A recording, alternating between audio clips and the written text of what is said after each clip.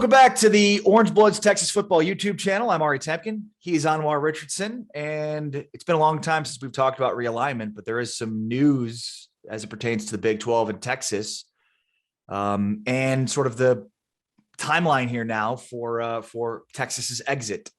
But before we get into that, go ahead and give the video a thumbs up. Give the video a like. If you don't like it, then tell us why you don't like it in the comments below. And yeah, appreciate you all checking out the page. Make sure to subscribe to the channel. All right. So Dodd of CBS Sports reporting that the Big 12's had discussions already, without Oklahoma and Texas, but with their incoming members, UCF, Houston, BYU, and Cincinnati, about splitting into, as a 14-member conference, splitting into two divisions of 7 teams, which would include Texas and Oklahoma, and then figuring out how to split those things up, sticking with 9 conference games, which I think is also a mistake, but we'll get to that later. But basically, Anwar, the assumption here is from the Big 12, and speaking with Bob Bowlesby and speaking with administrators of the Big 12, like they're under every impression that Texas and Oklahoma are going to be here until the end of this media rights deal in 2025, which means they wouldn't be in the SEC until 2026. So that there would be an overlap between the 4 new members and the 2 outgoing members. So let's just start at the beginning here. What do you understand about the current timeline of Texas exiting the Big 12 and entering the SEC? Well, from everything I understood previously, was that the goal was when Texas and OU kind of make the decision to announce, then they would put the ball in the Big 12's court. And it'll be up to the Big 12 to decide like what they want to do. And it looks like and I think there was some hope that the Big 12 would just kind of reach some sort of settlement, some sort of release, and say to themselves, all right, you guys go your way. And, and Texas and OU would be able to kind of go without, major penalty, minimal kind of penalty, or potentially no penalty. What's happened since then is Bob Bowlesby, he will not turn his key. It's like, I don't know if you're a Seinfeld person, but if you get the Seinfeld reference with Costanza trying to break up with his woman, and, they refer to it as a submarine, and each person has to turn their key. And Bowlesby is not turning his key, so he's not going to make the breakup happen. He's not going to make it easy, for Texas or OU. And so now OU and Texas are kind of in this kind of standoff, limbo, yeah, right now. And, to your point, Ari, to be having conversations about what is going to happen with both programs without involving either program. I know Texas and OU want to get out, but I don't think either one wants to cut a check that is super substantial in order for that to occur. Now, there could be some things that will help them out, maybe SEC, ESPN, somehow help this whole situation out. And say, all right, we'll help you out with here. We'll give you a little bit more, because if I'm correct, the SEC will be having a new TV contract too soon, right? Or when does that kick in? Kicks in 2024, and then will basically have to be renegotiated once Texas and Oklahoma officially join. Yeah. So, there's that in addition to Ari is, could that whole negotiation help free up Texas and OU to get them out at some point? So I think we're in a holding pattern, and I think we have to wait until see what happens with the SEC negotiations first, see how quickly, they want them in the SEC. And then, but if not, then it's Texas and OU are stuck in this very uncomfortable situation or it's kind of like announcing that you're going to get divorced, but then living in the same house until the divorce is finalized. Like, this is what happened. It's like, I don't want to be with you, honey. I don't want to be with you. Okay, so I'm going to go to my room. Even you got to go past each other every single day until everything's finalized. It's just kind of awkward around the house. That's all. It's even more awkward because it's like, actually, I'm leaving you for your friend who's way hotter with, bigger bust. And so sorry. And then, but your current wife is like, well, sit down, because I've got some problems for you. You're actually owe me a ton of money if you leave right now. So the big busty hot friend of mine is going to have to wait. And it's interesting because I think like Bowlesby and the Big 12 have done some really smart things in terms of like forcing them here. And, like the SEC ESPN thing is huge because the Big 12 did that cease and desist. And I think what that means is the ESPN can't really assist or help in this regard because they don't want to, be further sued. And I would imagine the SEC too. I think like SEC and ESPN at this point are like, our hands are tied. So either you pay out or we'll see in a few years. And yeah, but you know what? Ari, hold on. Is Bob Bowlesby in Big 12 really going to sue someone that actually cuts them checks as well? It's a fair point, right? I mean, and what does that do for their renegotiations? Right. If you're the Big 12 and you don't like 11 o'clock starts, go ahead and sue ESPN and see what that is. I've said it before. ESPN 8. You'll be on ESPN 8 at like 3 a.m. is going to be your kickoff times. And Anwar, it's already happening with basketball. ESPN, the Big 12 had really good real estate on ESPN on the weekends. And so on a Saturday, you would see consecutive games of Big 12 play. And what we saw last Saturday was eye-opening. All these games were on, Texas was on Longhorn Network, and Texas continues to be on Longhorn Network. But then all the other games are on ESPN Plus, Big 12 Now. And you know who was on ESPN in the middle of the day on Saturday, normally in the Big 12 spots? Who's that? The SEC was on in those spots. So like very savvy move here by ESPN. Now they have to sell the product that they've co-created with the Big 12. And it is, I think the future is going more towards that. But when you look at national television, the way the SEC basketball is being played there, that is really bad news, I think, for the Big 12, and says a lot about, to your point, sort of the future of this relationship. And look, the Big 12 is going to be renegotiating with the television partners here in the next 2 years as well. And ESPN is one of those partners. So you're right. There is this weird dynamic playing out. Look, Texas has access to some of the best lawyers in the country. Okay. We know that. So the fact that they haven't found anything yet, like the Big 12 did a pretty good job in designing this and now sort of executing on it, because if anybody can find holes in what the Big 12 has in a court of law, it's Texas's lawyers that could do it. And at this point, we haven't seen anything yet. I still find it so hard to believe that Texas is going to be in this conference until 2026.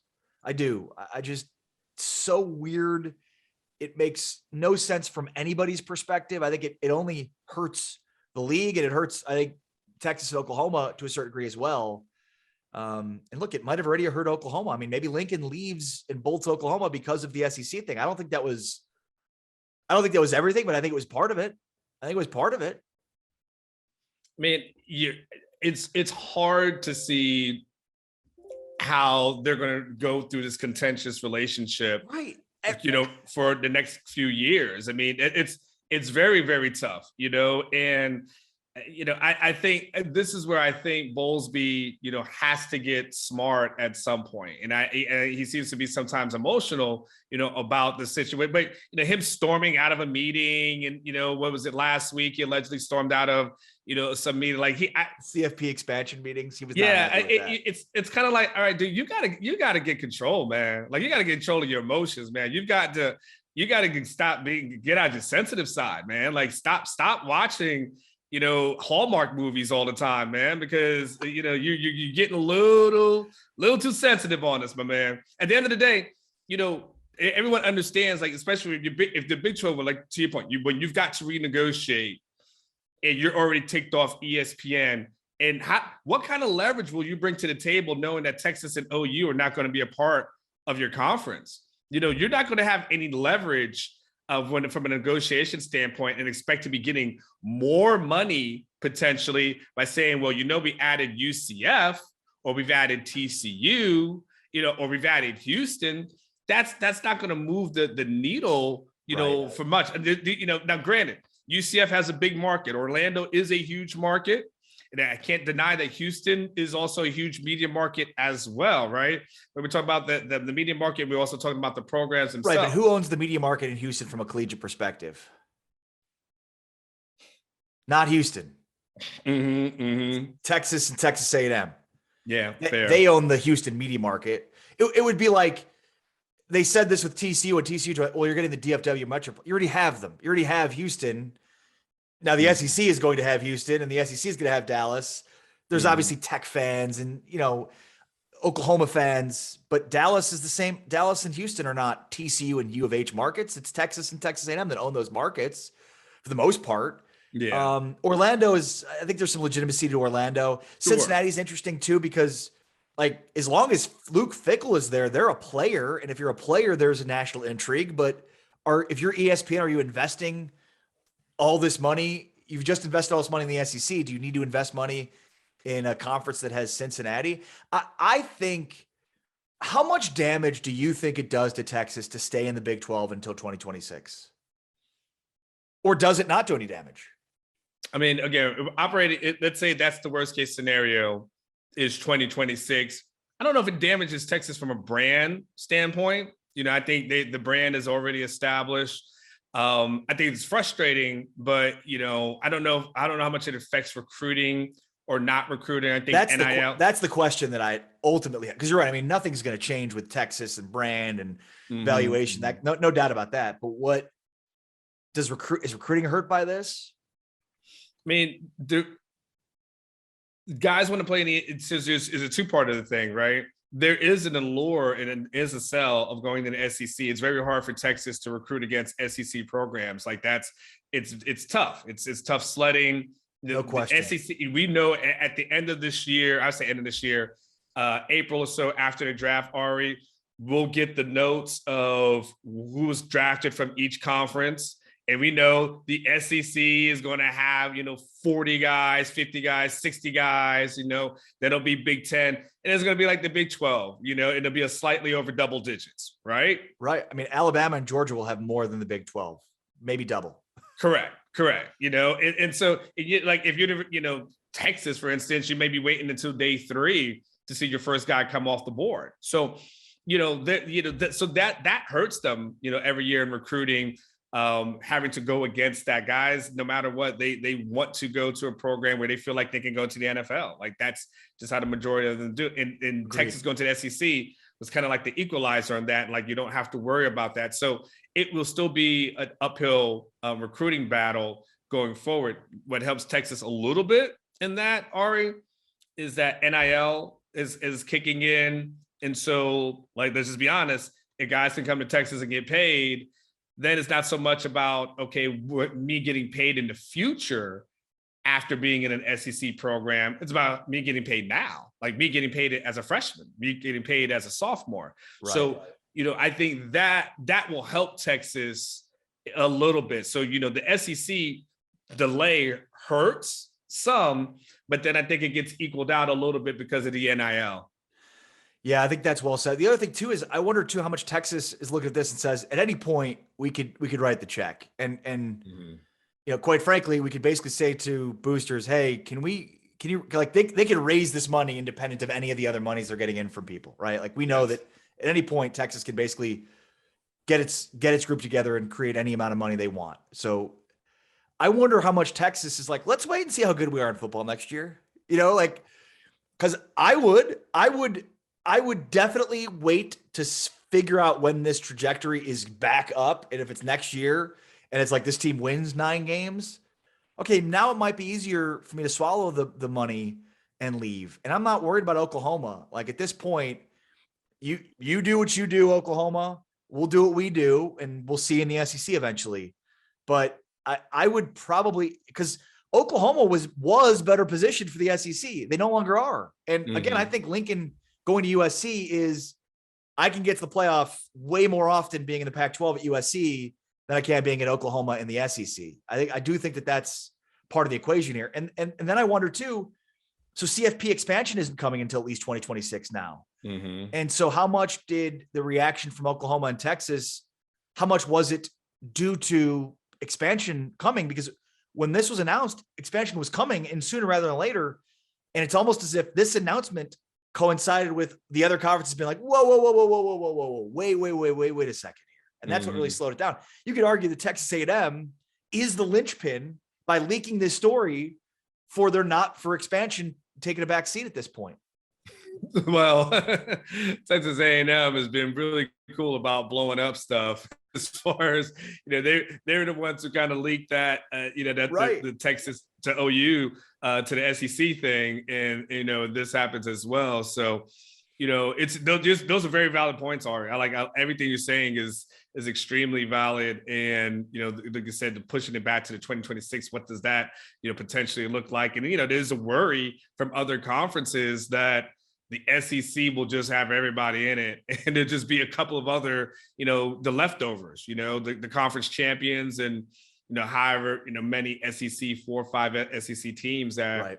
end up being in it. So the belief is always has been, look, if Texas can get good enough to be in that 10-win range, you put Texas at 10 wins in the SEC, that's a no-brainer to get into the CFP, right? I mean, am I crazy by saying that, Ari? In a 12-team playoff, absolutely not. No, you get to 10 wins in the SEC, you're going to be a playoff team in the 12-team playoff, without a doubt. Yeah. So does that happen in the Big 12? Probably not so much. No. And realistically, I don't know, Ari, going forward, it would have to be a really, really impressive runner-up Big 12 team to even make it in the playoffs, right? I mean, because once Texas and OU are out, like who's the big dog in the conference, Ari?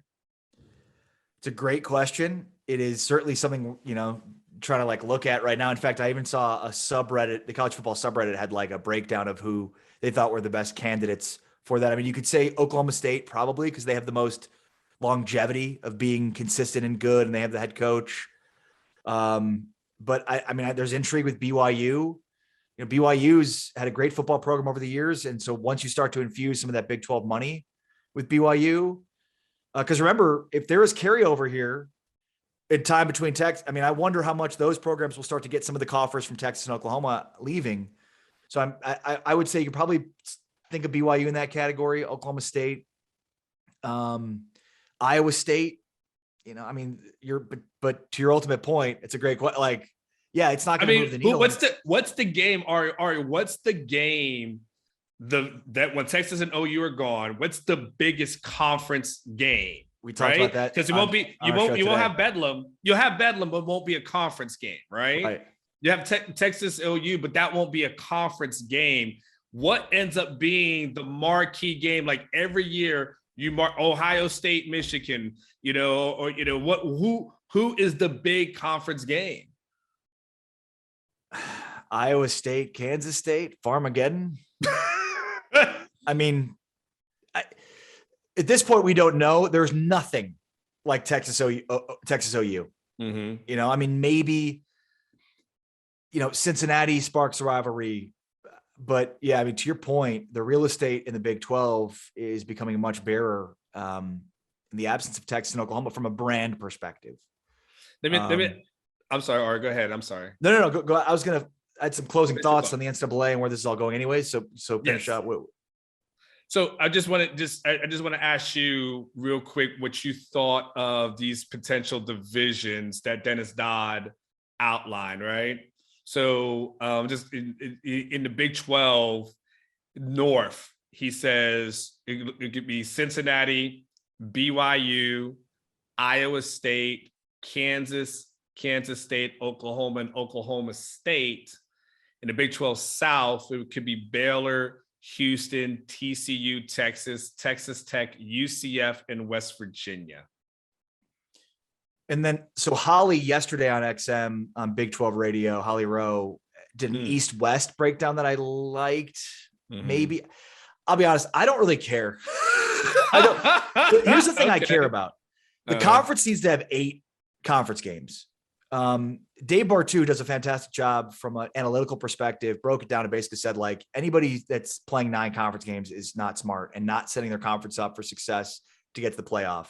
The SEC does it right. If you are a Power 5 conference, 8 conference games is enough. You don't need the 9th. And it's not like you're getting extra points in the math for playing the extra conference game. You're not. It's only hurting you by having that extra one. So you play 8 conference games and you give yourself a better chance because you've got less games where your teams can screw it up. And then you add another cupcake late in the season. And so that to me is what matters more than anything else. I don't care how these divisions break down. There's obviously will the rivalries stay? I mean, what rivalries? Kansas State's a rivalry, but Kansas is terrible at football, as we know. And so if they ever get better, that could be a better rivalry. Kansas State, Iowa State. Maybe we'll have like a West Virginia, Cincinnati rivalry or a West Virginia, UCF. But I just don't care enough about how they break it down. I think it's more about you got to get to 8 conference games. That's more important than anything else. Okay. Thanks, sir. That's all I got. So the NCAA actually is having their constitutional convention, which will conclude later this week. And so they're at this point, the NCAA doesn't really exist anymore. It sort of just exists as like a name, but it doesn't really do anything. They're kind of like a mascot at this point. And what's eventually going to happen, and this is all due to the Supreme Court basically saying, like, the NCAA can't create rules to govern everybody because that's a monopoly. So what's going to happen eventually is that conferences are going to have their own power. The conferences are getting the power back. And so based on the Supreme Court ruling, Anwar, the conferences are going to preside over the rules. And that's where we talk about like the future looks more like the NFL. That's where the SEC is going to be at the front of the pack because they're going to have all the money. They're going to have all the best players. They're going to have all the best teams. They're going to be the English Premier League, right? And so the other conferences will be some of the other European leagues, but they're going to be at the front of the class, and they're going to set the rules for the SEC that the other conferences can't follow legally, but probably will because they want to keep up with the SEC. So that's where this is all going anyways.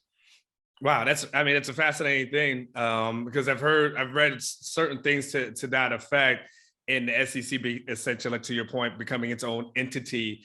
And the fear of that, what involves through that, because let's be honest, if the SEC broke away and just like, we're doing our own thing, you guys do your own, you guys do your thing.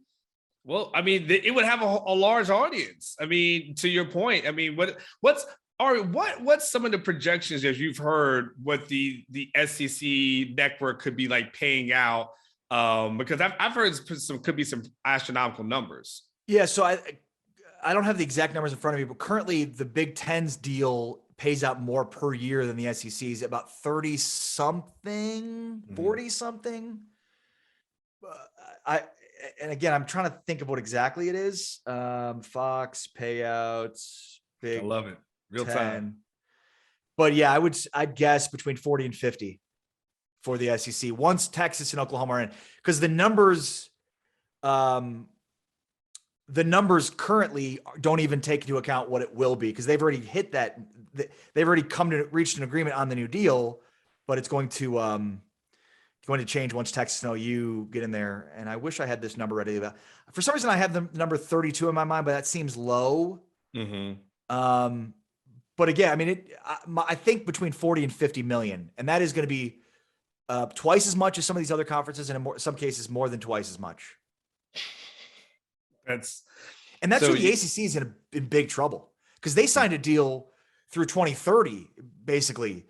So they're locked into this deal. And so, like, as the SEC and the Big Ten make more and more money hand over fist, the ACC is falling so far behind. And again, this is where it's all going, where the SEC is at the front of the class, because they're going to have all the money, all the players, and all the good teams. And like, if you're making twice as much money from your television partners every year as some of your competitors in other conferences, think about that. In 4 years, that's just a ridiculous number of more money that you have than them. Yeah. It's gonna be tough. It's gonna be tough to keep up with the Joneses. The last thing I'll say, is it'll be tough to keep up with the Joneses, tough to keep up with the SEC. And then, like I said, I still got to add in, when you start adding in the NIL deals that, SEC programs will be able to provide, Texas and OU potentially able to provide. There will definitely be a big boy table and a small kids table. In the SEC, is already kind of at the big boy table, but there's going to be a lot more kids sitting around there at the little kids table, way over in the corner, having to play by themselves. Well, and my number was low. So it's the Big Ten, and this is total. So not just in television money, total school payouts. Big Ten was at 54. The SEC was at 45. Big 12 was between 37 and 40 million. ACC was between 30 and 37, again, depending on who it is. So 60 to 70 million. I mean, it's going to be significantly larger than anybody else. So, all right. That's it on the latest in conference realignment updates. But a lot more to come still, certainly in terms of Texas and Oklahoma and their pursuit of the SEC. That's Anwar. I'm Ari. Make sure to give the video a thumbs up if you haven't already, because if you watched this far, you got to like the video, and subscribe to the channel where you see more great videos like this. But for now, we're out. Peace.